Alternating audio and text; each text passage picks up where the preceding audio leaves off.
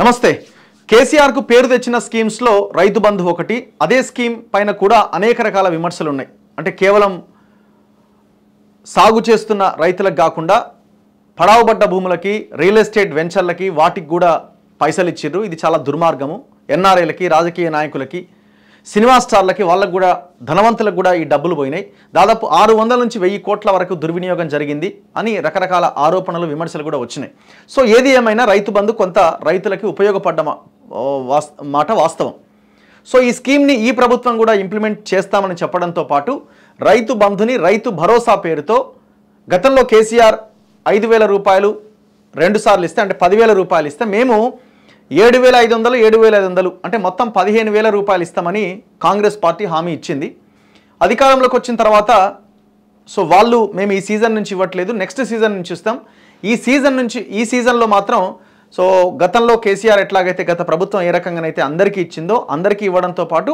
అందరికీ 5,000 రూపాయలు ఇస్తామని చెప్పింది అందులో భాగంగా కొంత డిలే అయినా అందరికీ ఇచ్చే ప్రయత్నం చేసింది ఇప్పుడు రాబోయే సీజన్లో అంటే ఇంకొక 2-3 రోజుల్లో వానాకాలం సీజన్ ప్రారంభం కాబోతున్నది నైరుతి ఋతుపవనాలు కూడా వచ్చేస్తున్నాయి వర్షాలు పడే అవకాశం చాలా స్పష్టంగా కనిపిస్తున్నది ఈ పరిస్థితుల్లో ఇప్పుడు రైతు భరోసా కింద రైతులకి ఎకరానికి 7,500 రూపాయలు ఇస్తామని ఈ ప్రభుత్వం చెప్తా ఉన్నది సో మరి ఇది ఎవరికి ఇస్తారు గైడ్ లైన్స్ ఏంటి అన్నది ఇక్కడ చాలా కీలకంగా మారింది ఒక డిమాండే కాదు అది ఖచ్చితంగా చేయాల్సిందే రైతులకు ఇవ్వాలి రైతు అంటే ఎవరు సాగు చేసే రైతే రైతు భూమిని సాగు చేసే వాళ్ళే రైతులు సో వాళ్ళకు కాకుండా భూ యజమానుల పేరుతోని ఎక్కడో ఉన్న ఎన్ఆర్ఐలకి సినిమా స్టార్లకి రాజకీయ నాయకులకి ఇవ్వడం వల్ల ప్రజల సొమ్ము దుర్వినియోగం అవుతున్నది సో అందుకే దాంతోపాటు దీనికి ఒక పరిమితి అన్నది విధించాలి 100 ఎకరాలు ఉన్న రైతులకు కూడా ఇచ్చుకుంటూ పోతే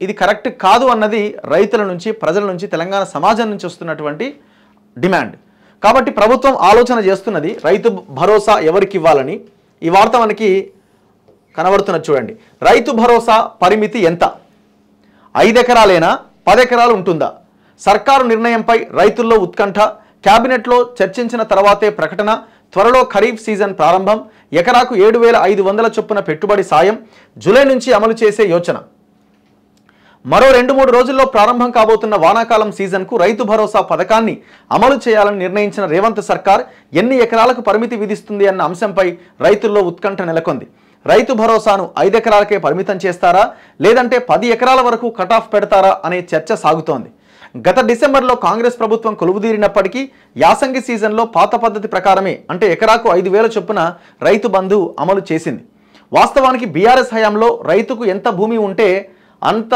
భూమికి రైతు బంధు ఇస్తూ వచ్చారు ధరణి రికార్డుల్లో ఉన్న విస్తీర్ణానికి అనుగుణంగా నగదు బదిలీ చేశారు అయితే ఈ పథకానికి పరిమితులు విధించి ఎకరాకు 7,500 చొప్పున అమలు చేయాలని కాంగ్రెస్ ప్రభుత్వం నిర్ణయించింది ఈ పరిమితి ఎంతవరకు విధిస్తారు అనే అంశంపైన ఇంకా ఎలాంటి నిర్ణయము తీసుకోలే లోక్సభ ఎన్నికలకు సంబంధించిన ఓట్ల లెక్కింపు జూన్ 4వ తేదీన పూర్తవుతుంది ఆ తర్వాత తొలుత క్యాబినెట్ సమావేశంలో ఆ తర్వాత అసెంబ్లీలో బడ్జెట్ సమావేశాల్లో కూడా చర్చించాలి అనే ఆలోచనతో సీఎం రేవంత్ రెడ్డి ఉన్నట్టు సమాచారం అంటే అసెంబ్లీలో డిస్కస్ చేసిన తర్వాత నిర్ణయం తీసుకోవాలనేది వాళ్ళ ఆలోచన అయితే కేంద్ర బడ్జెట్ సమావేశాలు నిర్వహించిన తర్వాతే రాష్ట్రంలో కూడా అసెంబ్లీ బడ్జెట్ సమావేశాలు నిర్వహించే అవకాశం ఉంది ఒకవేళ కేంద్ర బడ్జెట్ ఆలస్యమైతే రాష్ట్ర మంత్రివర్గంలోనే రైతు భరోసాపై తుది నిర్ణయం తీసుకునే అవకాశం ఉంది ఎందుకంటే ఇంకా లేట్ అయ్యే కొద్దీ సీజన్ అయిపోతుంది ఇప్పటికే విమర్శ పెద్ద ఎత్తున మూట కట్టుకుంటుంది ఈ గవర్నమెంట్ రైతు బంధు ఇవ్వలేదు డిలే చేసినారని సో కాబట్టి ఇంకా ఇది కూడా డిలే చేస్తే మొదటికే మోసం వస్తుంది రైతులు విత్తనాలు వేసేందుకు మరో 2 వారాలు పడుతుందని ఈలోపే ఒక నిర్ణయం తీసుకుని జూలైలో డబ్బులు జమ చేయాలని సర్కార్ భావిస్తోంది అదే సమయంలో ఇచ్చిన హామీ ప్రకారం ఎకరానికి 7,500 రూపాయల చొప్పున చెల్లించబోతున్నది అయితే కౌలు రైతులకు కూడా రైతు భరోసా పథకం అమలు చేస్తామని మేనిఫెస్టోలో కాంగ్రెస్ ప్రకటించింది ఇది చాలా కీలకమైన పాయింట్ ఎందుకంటే కేసీఆర్ అసలు మాకు వాళ్ళకు సంబంధమే లేదు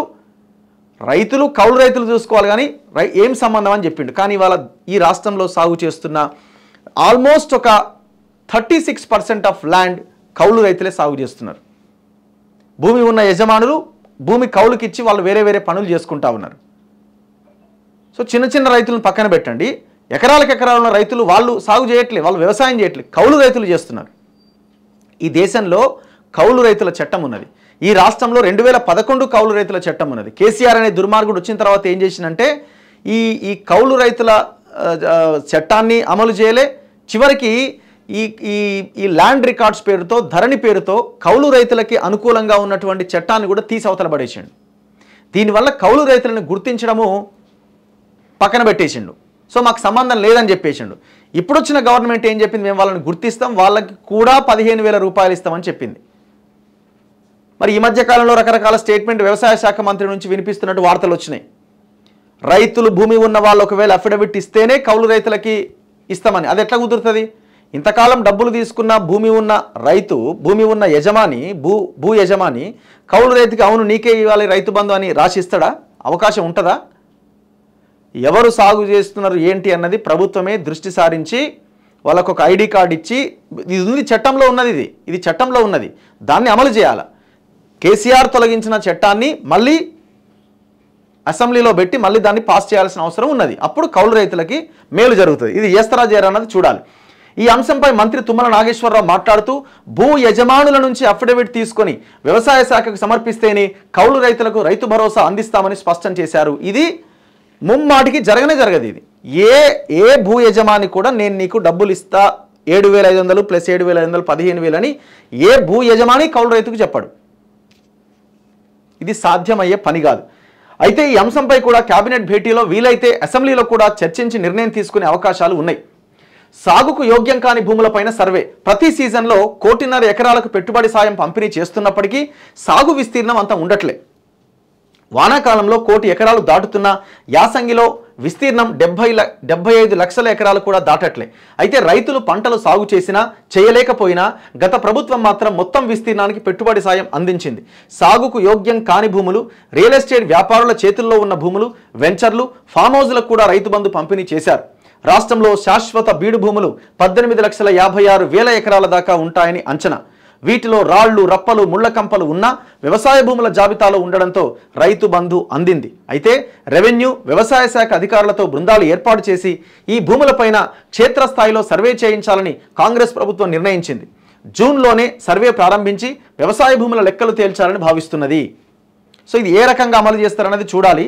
ఇప్పుడు పరిమితి ఎంత పెడతారు? 5 ఎకరాలే పెడతారా, లేదు 10 ఎకరాలు పెడతారా, లేదు ఎన్ని ఎకరాలు ఉన్నా 5 ఎకరాల వరకే ఇస్తామని చెప్తారా, లేదు పరిమితి 10 ఎకరాలు పెట్టి 10 ఎకరాలకు ఇవ్వం కానీ ఇచ్చేది 5 ఎకరాలకే, 10 ఎకరాలున్నా 8 ఉన్నా 7 ఉన్నా 6 ఉన్నా ఎంతున్నా 10 ఎకరాలకు కట్ ఆఫ్ పెట్టి 5 ఎకరాలకే రైతు బంధు ఇస్తారా చూడాలి. ఎందుకంటే ఈ చిన్న సన్నకారు రైతులకు మేలు జరిగితేనే ఈ రైతు బంధుకి ఒక అర్థం ఉంటుంది. కౌలు రైతులకి న్యాయం జరిగితేనే ఈ రైతు బంధుకి, రైతు భరోసాకు ఒక అర్థం ఉంటుంది. సో దీన్ని పూర్తి స్థాయిలో ఒక ప్రక్షాళన దిశగా చేసి మేధావులు, అగ్రికల్చర్ ఎక్స్పర్ట్స్ చాలామంది ఉన్నారు ఈ రాష్ట్రంలో, వాళ్ళందరి సలహాలు తీసుకొని ముందుకెళ్తే మంచి రిజల్ట్ వచ్చే అవకాశం ఉన్నది. ఇది అమలు కావాల్సిన మంచి స్కీమే ఇది.